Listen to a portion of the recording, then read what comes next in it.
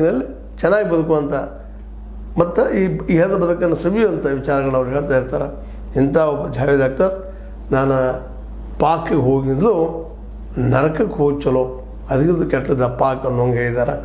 ಮೂಲಭೂತವಾದಿತನದ ಹಿಂದುತ್ವವನ್ನು ಮತ್ತು ಇಸ್ಲಾಮಿಯತ್ವವನ್ನು ಎಲ್ಲರೂ ವಿರೋಧ ಮಾಡುವಂಥ ಅಪರೂಪದ ವ್ಯಕ್ತಿಗಳಲ್ಲಿ ಜಾವೇದ್ ಅಖ್ತರ್ ಅವರು ಒಬ್ಬರು. ಅವರ ಮನಸ್ಥಿತಿ ನಾವೆಲ್ಲರೂ ಇವತ್ತು ಅರ್ಥ ಮಾಡಿಕೊಂಡು ನಾವು ಅವ್ರು ಹಾಕಿಕೊಟ್ಟಂಥ ಹಾದಿಯಲ್ಲಿ ನೀವು ನಾಸ್ತಿಕರಾಗಲಿ ಬಿಡ್ರಿ, ಆದರೆ ಕೂಡಿ ಬದುಕುವಂಥ. ಯಾಕಂದರೆ ಇಲ್ಲಿ ಈ ಎರಡೂ ಧರ್ಮಗಳ ಮೂಲಭೂತವಾದಿಗಳು ಅಪರಾಧಿಗಳ. ಯಾಕಂದರೆ ಜಗಳ ಹಚ್ಚುವಂಥದ್ದು ಮನಸ್ಥಿತಿಯಲ್ಲಿ ಇರೋದರಿಂದಾಗಿ ಮೂಲಭೂತವಾದಿತನ ಯಾರಲ್ಲಿದ್ದರೂ ಅದನ್ನು ನಾವು ವಿರೋಧಿಸ್ತೀವಿ ಅನ್ನುವಂಥ ಮಾತನ್ನು ಸೂಕ್ಷ್ಮ ಹೇಳಿರುವ ಜಾವೇದ್ ಅಖ್ತರ್ ಅವರು. ಮತ್ತು ಯಾವುದೇ ಪಕ್ಷಕ್ಕೂ ಬದ್ಧ ಆಗದ ಒಬ್ಬ ಸ್ವಂತ ವ್ಯಕ್ತಿಯಾಗಿರೋದು, ಮಾನವೀಯವಾಗಿ ನಮಗೇನು ಅನ್ನಿಸ್ತದೆ ಹೇಳುವಂಥ ವ್ಯಕ್ತಿತ್ವ ಬೆಳೆಸ್ಬೋದು ಒಳ್ಳೆಯದಂತ ಹೇಳ್ತಾ ಇದ್ದಾರೆ. ಈ ಒಳ್ಳೆಯ ವ್ಯಕ್ತಿ ಬಗ್ಗೆ ನಿಮಗೆ ಅನ್ನಿಸ್ತು?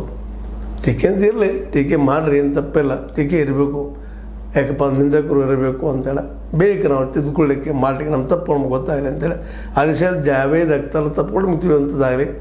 ಮತ್ತು ಜೊತೆಗೆ ಜಾವೇದ್ ಅಖ್ತರ್ ಇನ್ನಷ್ಟು ಗಟ್ಟಿ ರತ್ನ ಆಗಲಿ ಅನ್ನೊಂದು ಈ ಸಂದರ್ಭದಲ್ಲಿ ಹೇಳ್ತಾ ಮತ್ತೊಮ್ಮೆ ಅವ್ರ ಮಾತನ್ನು ನೆನಪಿಸ್ಕೊಂಡ ಪಾಕಿಗೆ ಹೋಗಿಂದಲೂ ನಾವು ಏನಪ್ಪ ಅಂತಂದ್ರೆ ನರಕರ ಆಯ್ಕೆ ಮಾಡ್ಕೊಳ್ಳೋದು ಒಳ್ಳೆಯದು ಅಂತೇಳಿ.